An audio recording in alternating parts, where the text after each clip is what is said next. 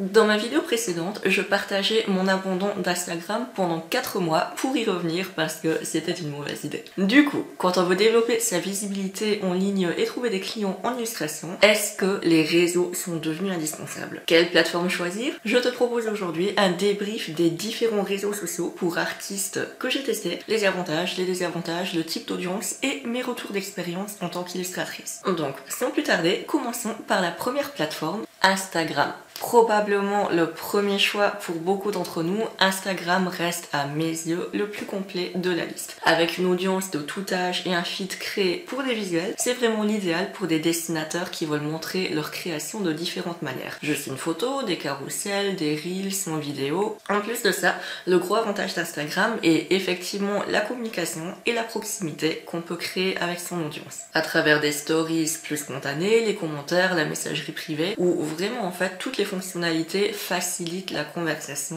et le rapport humain. Dans les désavantages par contre, comme pour beaucoup de réseaux, on est noyé dans la masse. Il y a tellement de comptes que ce n'est pas évident de se faire une place et bon, soyons honnêtes, on doit continuellement créer quand même pour maintenir notre compte avec des posts qui ont une durée de vie qui est plutôt courte. Ce qui n'est pas forcément adapté à l'art où on ne peut obviously pas pondre un nouveau dessin par jour. Là où par exemple, des influenceuses pourraient faire 30 photos en une journée. Et no offense contre les influenceuses, on note juste des faits objectifs, on ne peut pas pondre 30 dessins par jour. Dans mon expérience, Instagram reste malgré tout la plateforme sur laquelle je suis revenue et que je continuerai d'utiliser le plus, car c'est elle qui me permet vraiment d'être au plus proche de mon audience et de créer des liens au fil du temps, surtout grâce aux stories et DM qui sont vraiment ce que j'utilise le plus. Statistiquement, mes followers sur Insta ont toujours été les plus motivés pour suivre mes nouveaux projets, pour aller voir les nouvelles vidéos YouTube, les cours de manga Patreon, etc. Et honnêtement, même en ne postant que très rarement, la plupart de mes interactions venaient vraiment des stories et des discussions autour qui permettent vraiment de créer de vrais liens solides et durables dans le temps qui sont, comme je l'ai appris, très importants. Et ça nous mène à notre deuxième plateforme, à savoir Facebook. Honestly, il y a encore des gens parmi vous sur Facebook ici. C'est mon plus ancien réseau depuis 2014, donc on va en parler quand même brièvement, justement pour le concept des liens avec son audience. Oui, ma page est quasi morte. Non, mon audience ne grandit absolument pas, excepté pour quelques rares nouveaux arrivants par le biais de salons. Et on a un public plutôt d'âge moyen, ou de façon plus large, en âge d'avoir un travail, et qui a donc plus de pouvoir d'achat. Si tu veux démarrer sur les réseaux, Facebook n'est absolument plus un bon deal. Par contre, si tu as déjà une audience, ça reste intéressant de continuer à poster de temps en temps, juste histoire de maintenir un lien. Par exemple, lors de ma campagne Ulule de mon manga Illustrated Fairy Tales, j'avais analysé les stats des différents réseaux et le dossier est d'ailleurs dispo gratuitement avec tous les résultats pour tous mes supporters Patreon si ça t'intéresse. Et il en est effectivement ressorti que mes followers Facebook étaient plus enclins à participer à la campagne et certains d'entre eux faisaient vraiment partie des supporters au plus haut budget. Contrairement à Instagram où l'audience plus jeune venant des conventions manga principalement était plus encline au tiers basique ou bien au repartage de posts pour soutenir le projet sans forcément participer. Donc selon quand tu démarres et qui te suit sur les réseaux, ça peut influencer tes ventes et donc ta capacité directe à vivre de l'art.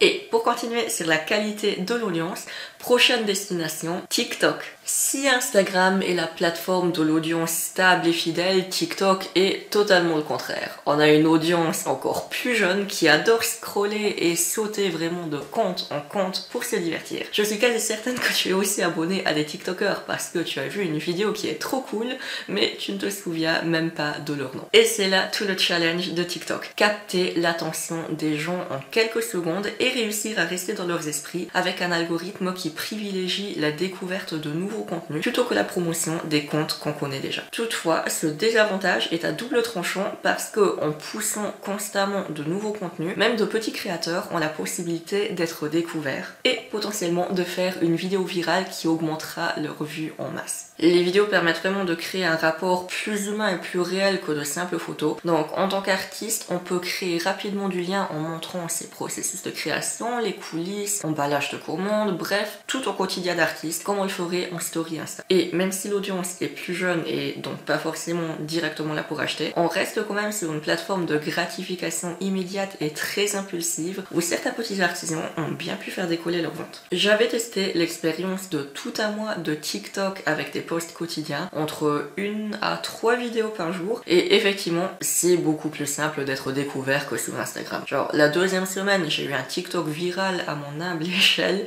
qui a fait 100 000 vues, puis un second à 40 000 qui m'ont permis d'atteindre les 2000 abonnés en un temps record, là où j'ai fait ce chiffre sur Instagram en 6 ans. Par contre, attention à la qualité de tes abonnés, car effectivement les interactions ne sont vraiment pas pareilles. Mes abonnés TikTok étaient adorables et beaucoup plus enclins à commenter. Par contre, mes abonnés Instagram restent plus enclins à s'intéresser effectivement à mes projets. Donc à voir sur le long terme comment TikTok peut évoluer. Vu sa volatilité et le manque de temps, j'ai lâché. Mais pour rester sur les vidéos, parlons de YouTube. Moins réseau social, mais pourtant hyper intéressant pour être découvert, YouTube fonctionne beaucoup plus facilement en tant que moteur de recherche, d'où le fait qu'un bon référencement, des tags et descriptions ciblées sont hyper important. Car si tu utilises les bons mots et sujets, même en tant que petite chaîne débutante, tu peux être mise en avant pendant des mois ou des années quand les gens recherchent. Au pif, genre dessiner des fleurs à l'aquarelle, dessin copique, je dessine un portrait manga, etc.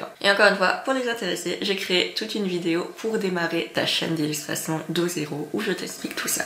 Comme déjà mentionné avec TikTok, le format vidéo permet de créer bien plus de liens. Les gens te voient bouger, t'entendent parler, apprennent à te connaître et sur le long terme à te considérer comme une partie de leur vie en regardant régulièrement tes vidéos. D'un point de vue confiance, c'est beaucoup plus puissant d'avoir quelqu'un qui se prend 15 minutes pour regarder ta vidéo plutôt que 2 secondes à liker un post qui a défilé vite fait dans son feed. Donc YouTube permet d'avoir une audience qui est bien plus fidèle. Mais bien sûr, ses bénéfices ont un prix car YouTube est la plateforme la plus chronophage de tous où contrairement aux autres plateformes où tu peux directement commencer à poster, ici il te faudra préparer tes scripts, filmer, faire les montages et apprendre à bien référencer tes vidéos pour optimiser tes chances d'être trouvé. Pour ma part, je dirais que YouTube est vraiment la plateforme qui m'a permis de développer une audience engagée et qui actuellement m'apporte le plus de nouveaux clients passé la 2e année. Mon Instagram, quant à lui, se développe principalement suite aux conventions manga où les visiteurs prennent mes cartes visite. Par contre avec YouTube, c'est effectivement l'inverse où les gens viennent me voir au stand parce qu'ils suivent mes vidéos. Et si tu fais partie de ces personnes qui sont déjà passées ou qui a simplement envie de faire coucou, sérieux, ça fait vraiment super plaisir à chaque fois, donc vraiment merci beaucoup. J'ai aussi remarqué que la proximité avec mon audience sur Insta s'était beaucoup améliorée depuis que j'avais lancé la chaîne YouTube parce que, on l'a clairement dit juste à l'écrit et en photo, apparemment j'avais des vibes trop sérieuses et en convention, j'ai apparemment une aura de boss bitch inapprochable où certains visiteurs m'ont avoué plus tard de ne pas avoir osé venir m'aborder alors que en réalité je suis un petit clown qui ne raconte que des bêtises et qui balance des peluches à travers ses vidéos. Cochine, il a pris ma place.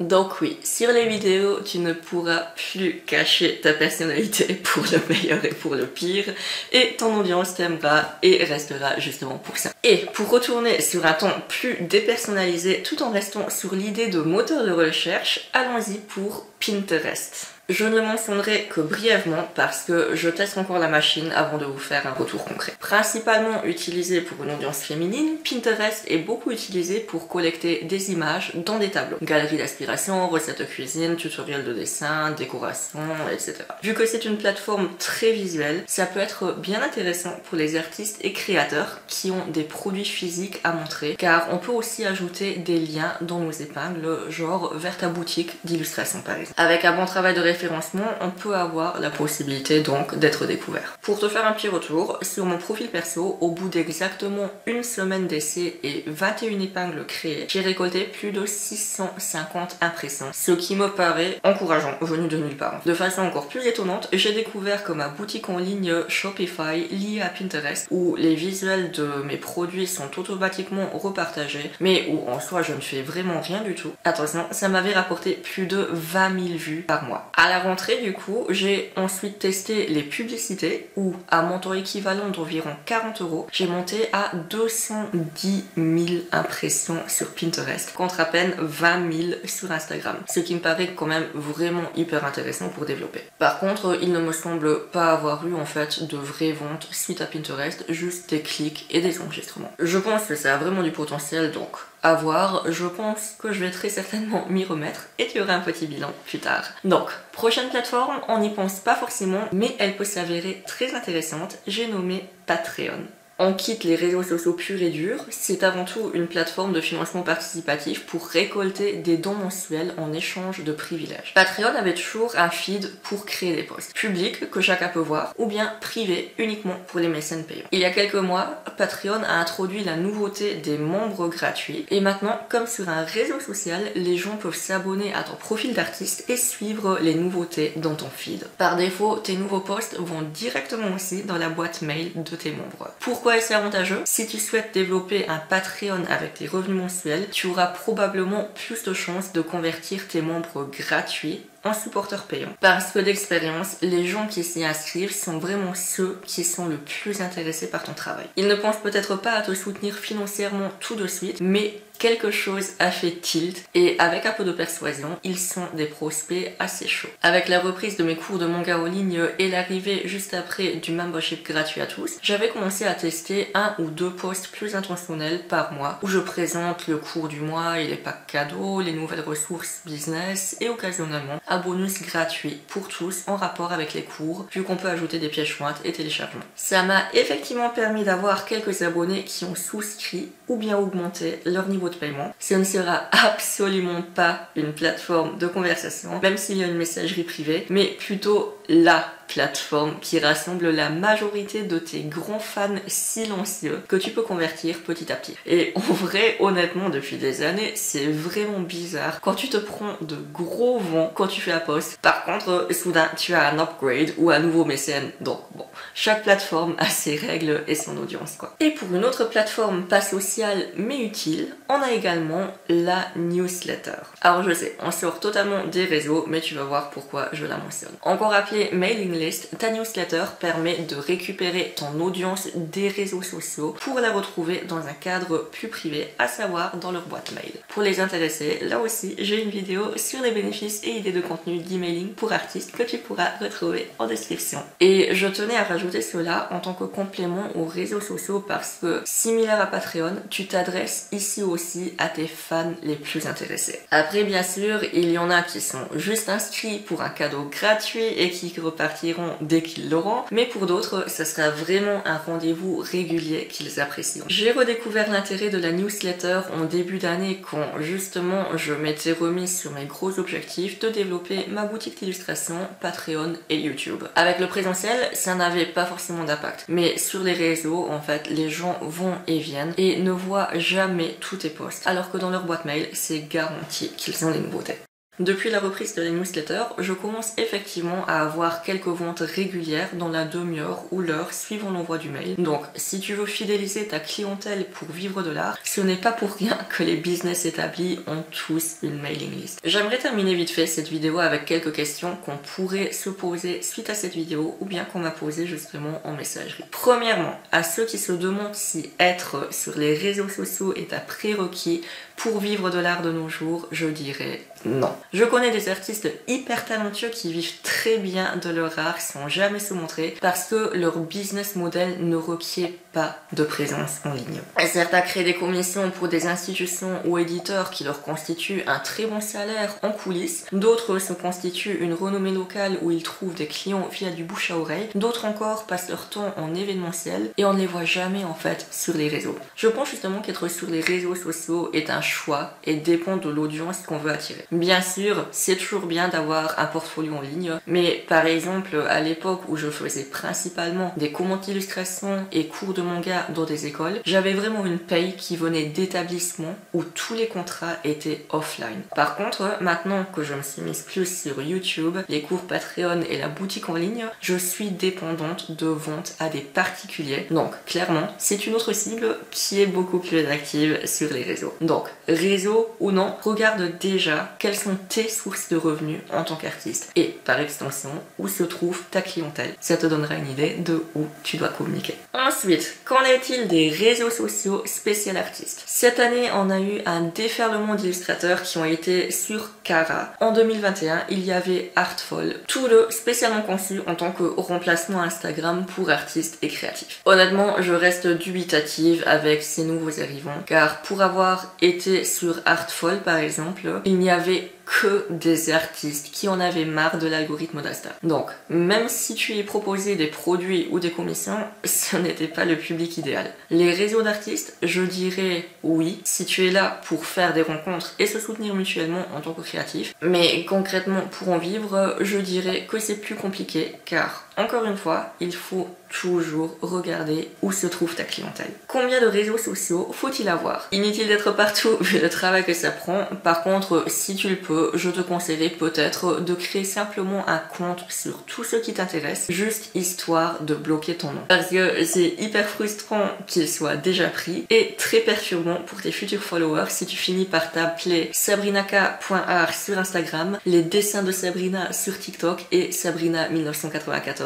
sur X. Comme pour tout, je dirais aussi, regarde d'abord ce qui colle à ta personnalité. Les réseaux sociaux sont vraiment un investissement sur la durée, donc c'est important que tu y prennes un minimum de plaisir, ou à défaut que ça ne soit pas une totale séance de torture pour toi. Si ça te gave déjà de faire un Reels de 10 secondes, bah clairement tu ne vas pas te forcer à faire des vidéos YouTube de 10 minutes à moins que tu ne sois complètement maso. Commence tout simplement par une plateforme, vois si ça te plaît, et si oui, développe ta présence dessus. Et si ça ne te plaît pas, c'est aussi ok de laisser tomber. Tu as le droit de laisser tomber les trucs qui ne te conviennent pas. Et quand une plateforme devient naturelle pour toi, tu peux en rajouter d'autres, car comme partout, plus tu t'éparpilles, moins tu auras de résultats. De mon côté, je me remets sur Instagram en plateforme principale pour maintenir la communication avec mon audience et YouTube pour développer mon audience et créer du lien en public élargi. Une fois par mois, je continue de compléter avec Patreon et la newsletter pour continuer à développer ce lien et convertir une audience qui est plus privatisée. Comme je l'ai expliqué dans la vidéo précédente suite à mon abandon d'Insta, les chiffres vont et viennent. Mais ton audience est vraiment ce qu'il y a de plus important. Donc, c'est important de prendre soin d'elle, d'être là pour elle et surtout de ne